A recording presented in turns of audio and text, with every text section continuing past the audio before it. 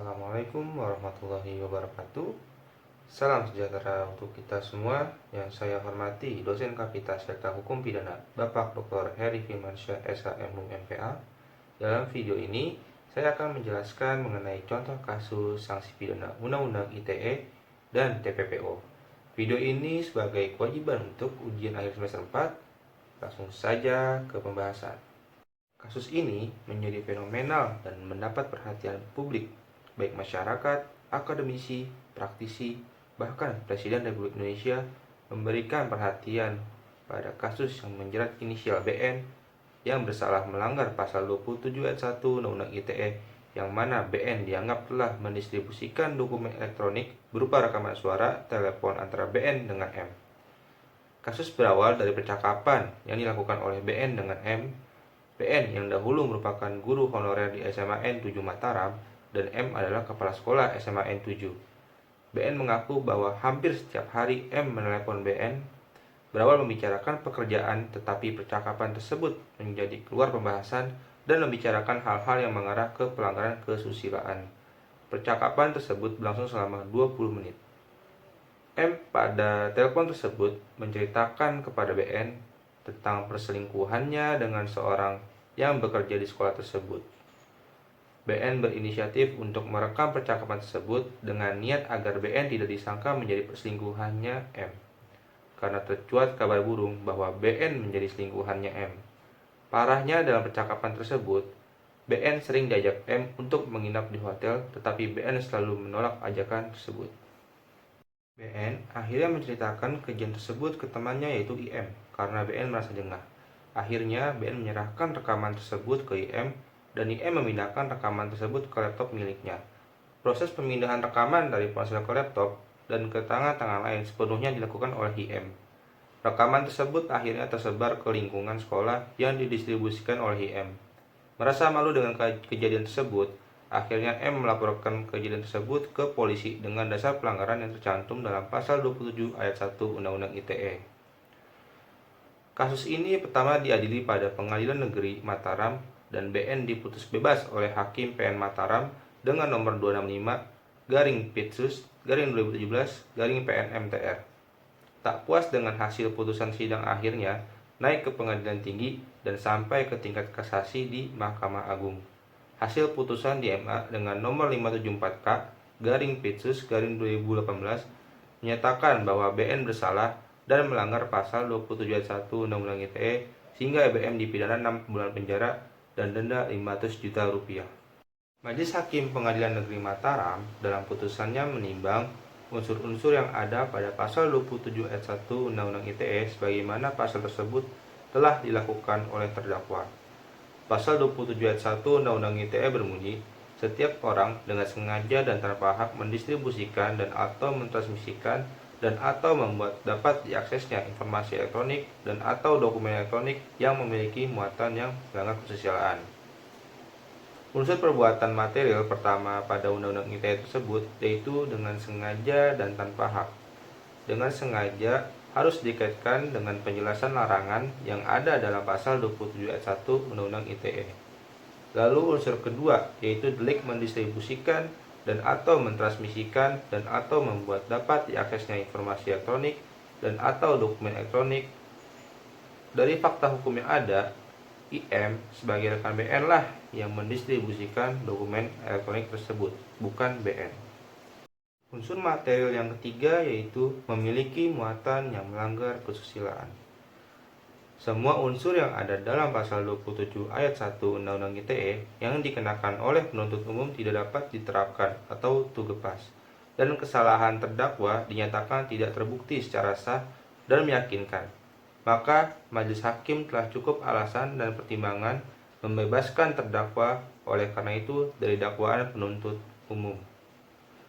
Kasus ini berlanjut ke tingkat kasasi dan majelis hakim memutuskan BN bersalah atas pasal 27 ayat 1 Undang-Undang ITE dengan putusan MA nomor 574-Pitsus-2018.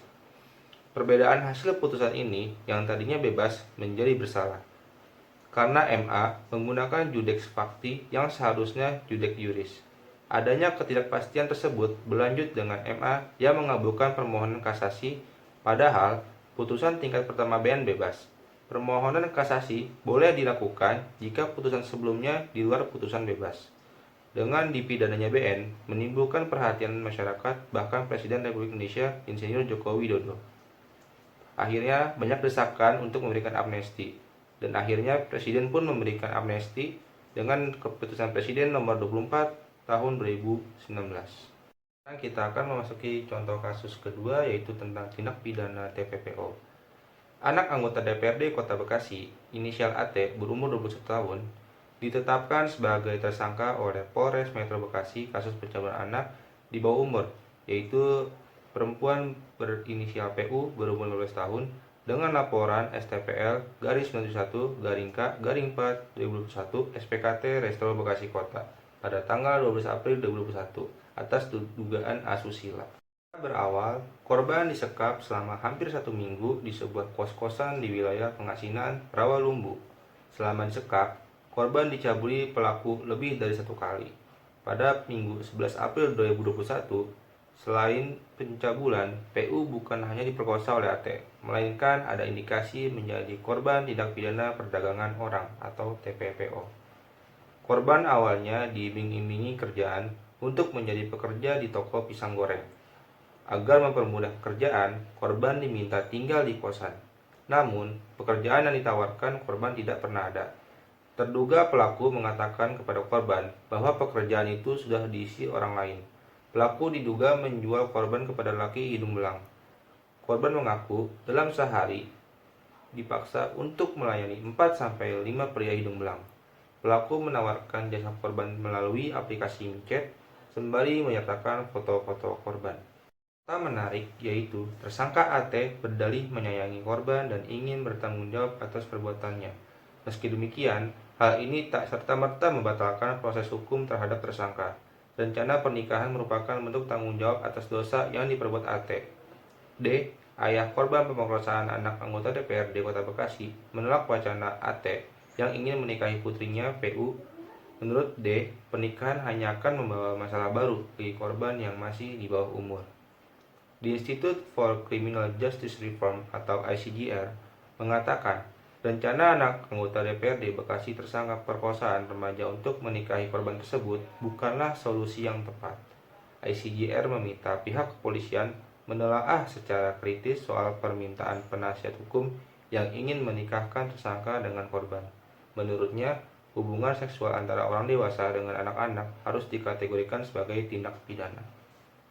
Polres Metro Bekasi Kota Kombes Pol Aloysius Supriyadi mengatakan AT dijerat pasal tindak pidana persetubuhan di bawah umur, yaitu pasal 81 ayat 2 JO 76D Undang-Undang Nomor 17 Tahun 2016 tentang penetapan peraturan pemerintah pengganti Undang-Undang Nomor 1 Tahun 2016 tentang perubahan kedua atas Undang-Undang Nomor 23 Tahun 2002 tentang Perlindungan Anak menjadi undang-undang.